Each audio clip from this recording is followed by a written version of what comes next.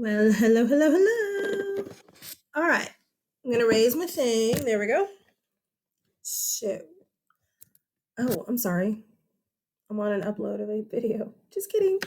Okay, so in your notes, here is all of the time stuff right here. Okay. And we are starting on number 3 right here. And I am going to set the timer. Done. Done. So that I know how long to go. We're actually starting real history finally. Woohoo! Okay. You have to know these 3 terms.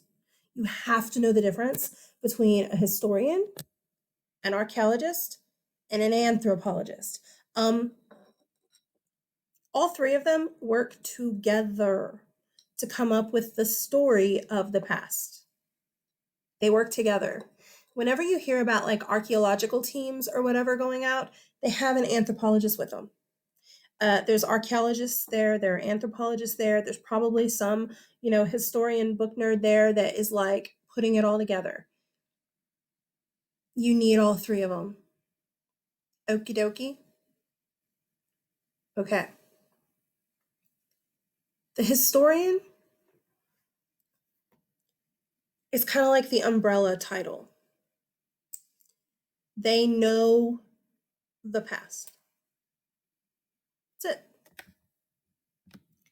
You study how people lived in the past. Do you know about some archaeology? Yeah. Do you know some anthropology? Yeah. But you take archaeology and anthropology and put it all together and make a big story out of it. Historian, story. And you always hear his story, okay, human story or whatever. Yeah, like you take,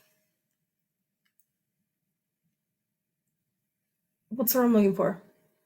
Anthropological truths and archaeological evidence, and you put them together to make a story, to figure out the human story.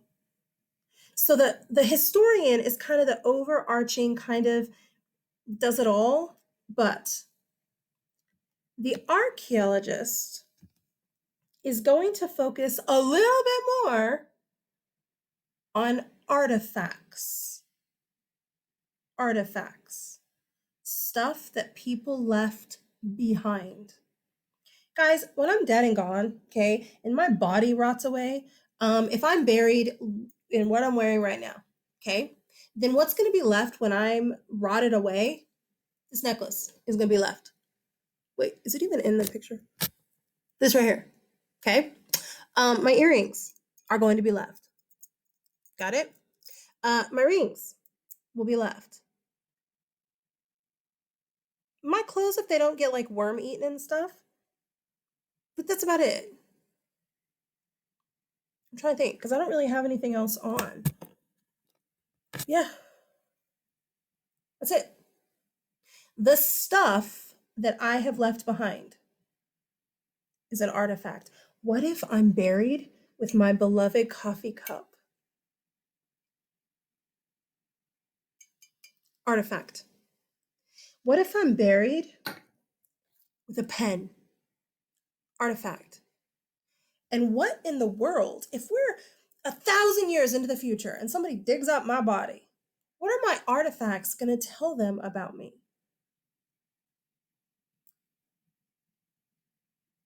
I am literate. I can read and write. You're like, duh, everybody can. Not in history. In fact, the majority of people being literate is modern. Since World War II, even. That was 1945. So if somebody's literate in history, that's a big deal. What does this tell people? That I'm a coffee addict. It's okay, say it. It's all right. What does my jewelry tell people? What does it tell people? Oh, well, that you like jewelry, social status throughout history. Now today, okay, that's not true today. We understand that. I hope we understand that. Historically speaking, social status. You know what else this tells? If they dig me up and they find this artifact, okay? I didn't choose this. It's just what I chose today. Wait, I said that weird. I didn't wear this chain on purpose. I just grabbed it. But it's pretty perfect for what I'm teaching today because can you see? It's got little skulls on it. Perfect. So this also shows technology. It's metal, it's iron. We are from the Iron Age. We have discovered how to smelt, I know it's a stupid word, iron, melt it down and rework it. We've learned how to do that. You know what else? This, can you see it? Little skull. Could tell people we have a view of an afterlife, some kind of religious mindset. Ooh. Guys, the artifacts that you leave behind tells people about who you were. People in the future. Okay, could we get it totally wrong? Yeah, absolutely. This may not be that I'm a coffee drinker at all. It might be that my job was the potter. I was the potter. Potter? Yeah, the potter. The person who makes pottery in the city. This may not mean that I can read and write at all. I just may like red. That's all. I just like red. This may not mean social status. The jewelry may be a symbol of, I don't know, slavery. Maybe all the people that I was enslaved to throughout my life put a hole in my body. We could have this stuff totally wrong, but we have to guess. Archaeologists primarily are looking at the artifacts, the stuff that is left behind. From my shirt, if any of my shirt is left, I don't know if you can tell in this. My shirt isn't actually black, which is shocking because I always wear black. It's actually kind of a dark plum, dark maroon, light. I don't know. I don't really know if it's a purple. It's a plum color. Um, what does that tell people, technologically speaking? Nobility. We have the money and the technology to dye clothes, dyeing clothes, colors. Absolutely. My pants are black. I can dye them. Ooh. What about makeup? Oh no, that's that's here. That's here. We're not there yet. So archaeology, we can look at the artifacts, the stuff that is left behind, and guess what somebody's like. Stuff like this.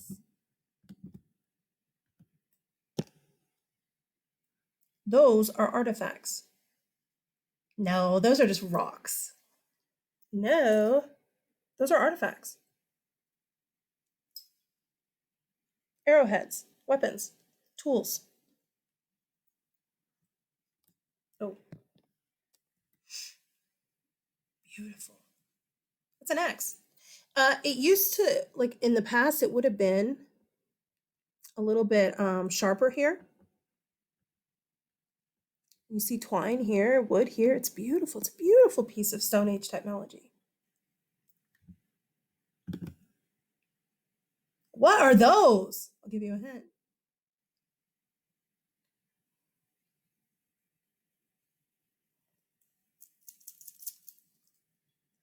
Beads, jewelry.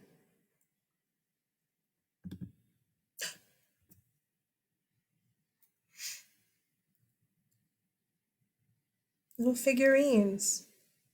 I'm actually at my parents' house right now during this whole like crazy quarantine thing. Figurines. Like, my mom calls it shelf crap. See all that stuff? Shelf crap. Shelf crap. Figurines. They had it too. We'll talk more about what they are as we go. Tools. Cool tools. I'm going to talk more about them as we go. Whew. Needles. Yeah, needles to make clothes. Needles. Or fish. Speaking of fishing, guys, these are all prehistoric artifacts. You're like, no, these are brand new made.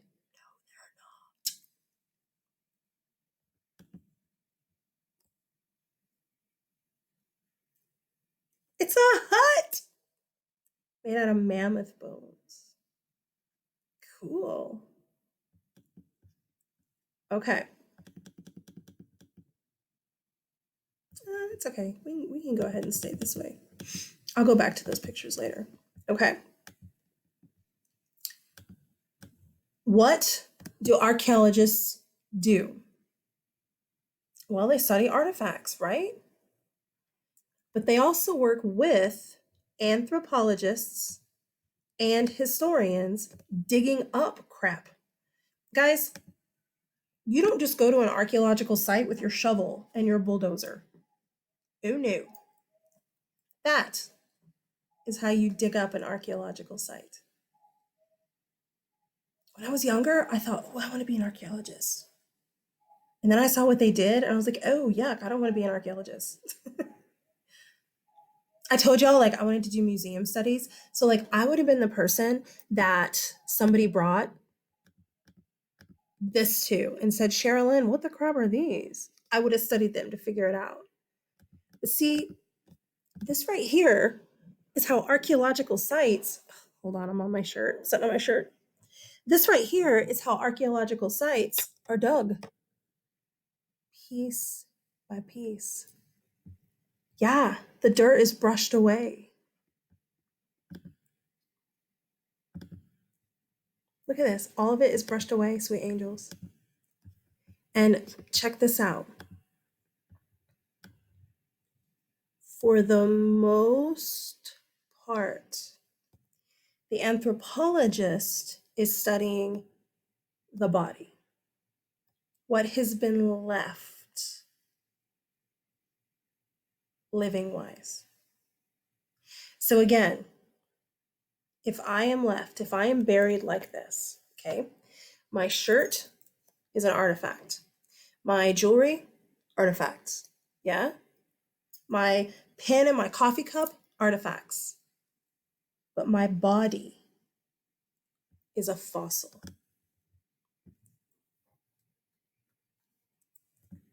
The anthropologist is going to study my body. They're going to look at, oh, shoot, here's how she died. They can tell cause of death if my body is intact enough.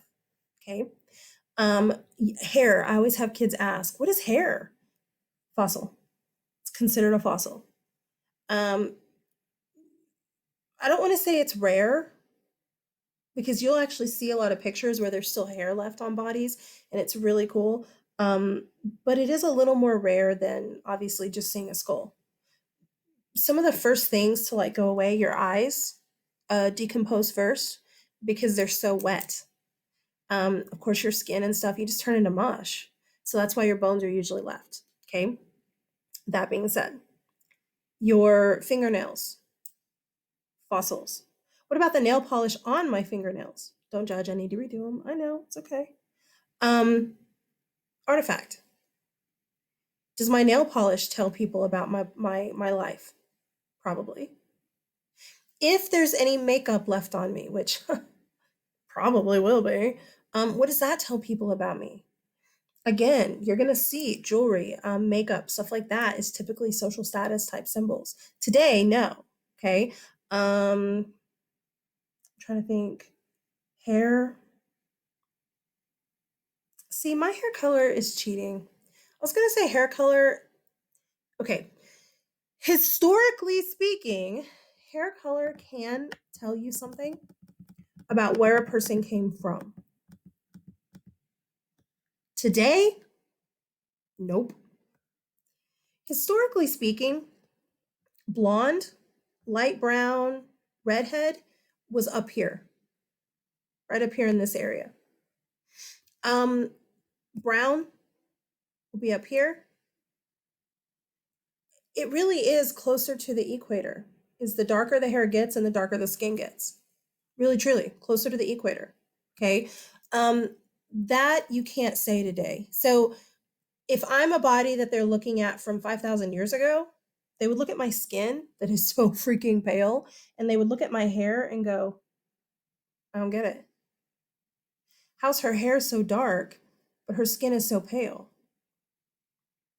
Today, they would look at my hair and go, oh, look at those roots. Ah, she's a natural blonde. I got it. So it kind of depends on like the time period too. But I mean, hair color tells us possibly where people came from. Okay. What else? I'm trying to think about. Oh, holy cow. My tattoo. I can't get it all in there right, I guess. There we go. Oh my gosh, we're gonna actually look at some tattoos. Not in this video, but the next one, I think. Do tattoos tell us about people historically speaking? Yeah. Oh my gosh, yes. In later years, if somebody has like a Templar tattoo, well, that tells us something. If somebody has, well, because then tattoos went away. And of course, now they've come back. We have a bit of a problem with prehistoric tattoos because most of them are lines and dots. What the crap does that tell us? We don't know. Don't know. Could they have to do with hunts? Every time you got an animal and brought him home, you put a little tattoo, like a little dot on your body somewhere or a little line? Possibly. If you're a warrior, could it be a kill? Possibly. Or could it just be that it was the cool thing to do? See, if somebody sees me, my dead body, okay, and they see, okay, I do have natural blonde-ish hair. I'm really, really pale, and I have this on my arm. I can't get it on there, right? Which is in German. How did I do that a minute ago? There we go, which is in German. Sei stark und mutig. They're gonna go, ah, she's from Germany. She speaks German, she's from Germany. And they would be wrong. So, could we have things that we study wrong? Yes. Yeah, absolutely we could. Prehistory is a lot of guesswork. And with prehistory, these three, historians, archaeologists, and anthropologists, have to work together to try and put all of this separate stuff together. Again, an anthropologist is going to primarily look at the fossils, the body, the hair, the teeth, okay? The archaeologist primarily is looking at the artifacts. But guys, don't you think the archaeologist is also going to go, hey, tell me about her tattoo? And don't you think the anthropologist is going to go, hey, tell me about all that jewelry? Explain things to me. They study it all. It's just where your specialization is. Okie dokie. Are you more specialized in the bones and the body and the skin and all of the fossils? Or are you more specialized in the artifacts? And then the historian kind of is the umbrella that puts it all together and says, oh, she's from up north. She has dyed hair. Maybe she was trying to fit in the South with Southern people having darker hair. She has this metal, this iron jewelry. But if she's from the South, why the German on her arm? She wears plum. You don't know this yet, but purple. is a sign of royalty in the historical period. Got it. She's a royal princess from the north who was sent to a king in the south. That's who she is. I'm just a history teacher. I ain't nobody special. But do you see how you put it all together to come up with a story? Could we be wrong? Yeah. We do our best. What's interesting is I think a lot of these historians and archaeologists and anthropologists, they're a lot more right than you would expect. Okay, look, let's go back to our pictures because we need to talk more specifically about some of these. Okay, so we have our weapons or tools, our arrowheads. Okay, we have our axe, we have our jewelry. Guys, the minute you start adorning yourself with jewelry to make yourself pretty, you're not just trying to survive anymore. We have social classes.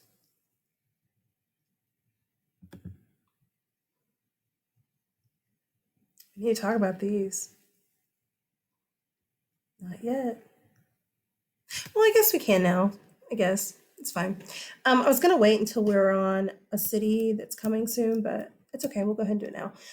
You're looking at two different figurines. Yes. Oh my gosh, it's a naked woman. Okay, maturity. It's history. We think these are early goddesses, the Great Mother goddesses. You're like, what? We think so. We think this is post pregnancy with the breasts post pregnancy. So it's like giver of life, goddesses. We think so. Okay, this is what we need to spend some time on. What happens when you take a bone, like my arm bone, and I chop it off this dead body and I turn it into a big giant hammer? That used to be my arm bone. Now it's a hammer. Is it a fossil because it's a bone? Or is it an artifact now because it's a tool? Well, these are all bones here. You're looking at a hammer. Look at this saw. Sorry. Look at this saw. They have enough technology to serrate it. They know it cuts better this way. This right here, spoon, needle. And again, you see other needles here. These are bone. So is it an artifact? Or I think these are stone. Yeah, I think those are stone, not bone. We'll stick with these. So is it an artifact? Or is it a fossil? I have a piece of hair that's like, okay, there we go. As soon as you take a bone, like my skull, and you turn it into a bowl for drinking soup, you've changed this from a fossil to a tool. It's a bone tool, but it's now a tool. So it's no longer considered a fossil. It's now considered an artifact. Are you following? Does it really matter? No, it's still a fossil tool. It's a fossil artifact, whatever. Okay. But I do have kids that ask. I don't know if these are bone or if they're rock, honestly. Man. I just think that is so cool. Once you take these mammoth bones and you turn it into a hut for you to live in, that's so cool. Technically, it's an artifact. I lost my arrow. Sometimes I lose the arrow over here. There we go. There we go. Now, we saw this guy, fossil. Okay, look.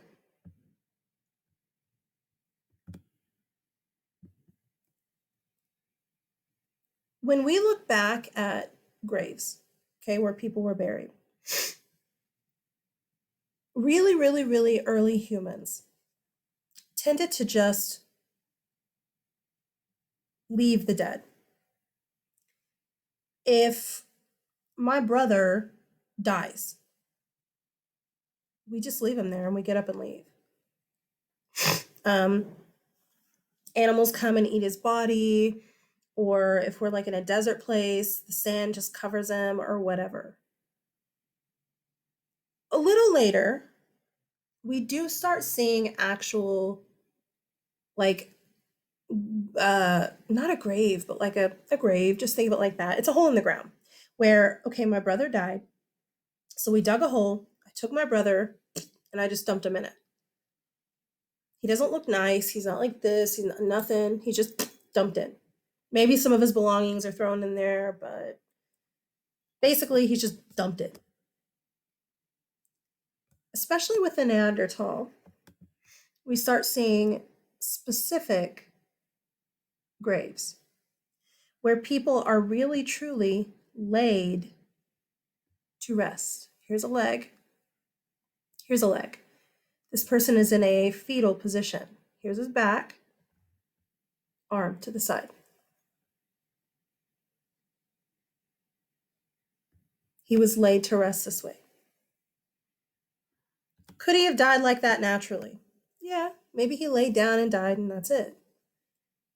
But more than likely, he was placed there. I say he, it could be a girl, I don't know. We have another one. We start seeing this a lot. I can't remember. I think maybe Homo erectus man starts doing this, but for sure Neanderthal man starts doing this. There's different types of humans throughout history. For sure Neanderthal. Neanderthal was, they're the Ice Age people, the people that lived during the Ice Age. You know, you've all seen Ice Age with Manny and Sid and what's the other one's name? Diego. Yeah. But you start seeing them laid like this in tombs. Do you see a lot of stuff with this person right now? We need their tools. Life back then was about survival. We need this guy's tools to stay alive. So we bury him, we put him to rest. Burying like that tells historians we believe in some kind of afterlife. Do we personally, historians, do we know what their afterlife was? No. Do we know what their religion was? No. Do we know what their belief system was? No. But you don't put somebody like this if you don't believe something about an afterlife. And this also tells us something about family relations. They didn't just see their brother as, bye. This person mattered to somebody. And they laid him down with care. You don't see that if you don't care about the person. Here's a skull, just so you can see some fossils. You're looking at a bone, and then here you're looking at actually a foot. Why is there only 3 toes? Well, could it have been eaten off by animals? Yeah. Could it have been, I don't know, frostbite? Maybe they frostbite up north and they fell off. Yeah. Could this guy have been born with no toes on either end? Yeah. Don't always jump to the most conspiracy theory. It could be the basic boring stuff. Okay, he could have been born that way. But regardless, probably, honestly, it was probably animals. But I mean, I can't tell you that. I don't know enough about anthropology. With what I studied doing museum studies, I looked at artifacts. So that's my, I don't know, that's what I'm better at. I don't know the biological, scientific bone side. Here's a hand.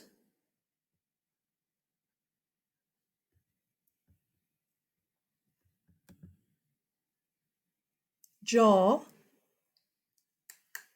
think that's the top. We can get a whole lot of information from teeth. You can see what people ate. You can tell what diseases they had. You can see age. You can see a lot of stuff through teeth. An anthropologist, okay, let me say this. Most of the time, you're not going to get lucky enough studying prehistory to see graves like this. That is abnormal.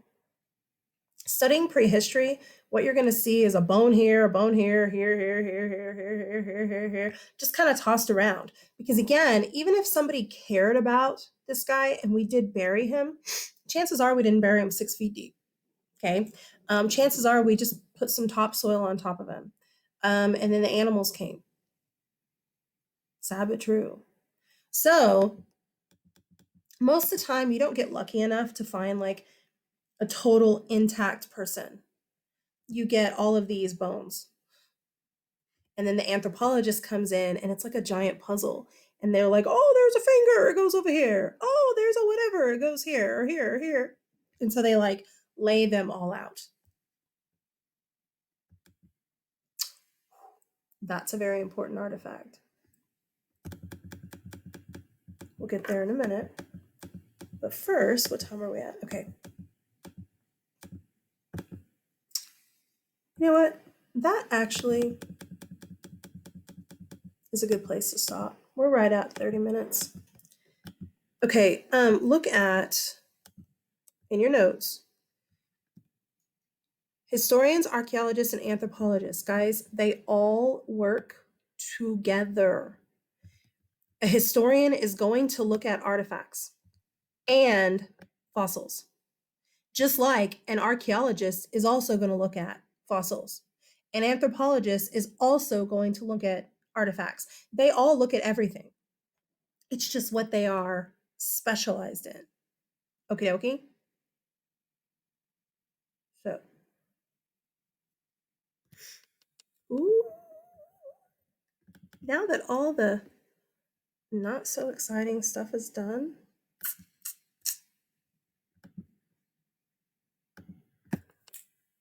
we're on to real history. Yes. Auf Wiedersehen. Bye.